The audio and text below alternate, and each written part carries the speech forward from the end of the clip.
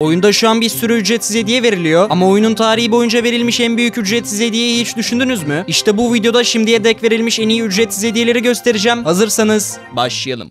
İsterseniz zamanda biraz geriye gidip mega kutuların kaldırıldığı zamana gidelim. O zamana kadar oyunda ilerleme sadece kutularla oluyordu. Fakat Brawl Stars bir anda kutuların kaldırılacağını ve onun yerine kredilerin geleceğini duyurmuştu. Bunun da üstüne kutulara düzgün bir şekilde elveda etmek için de bir topluluk etkinliği getirdiler. Bu topluluk etkinliği bizlere mega kutu verdi ve en önemlisi 4 milyar alaşağı alırsak ilk ve son defa açabileceğimiz omega kutu verilmişti. Bunun yanında omega kutu Daryl kostümü ve onun kozmetikleri de verildi. Bu topluluk etkinliği Brawl Stars'ın yaptığı ilk etkinliklerden biriydi ve o zamana göre açıkça en önemlisi.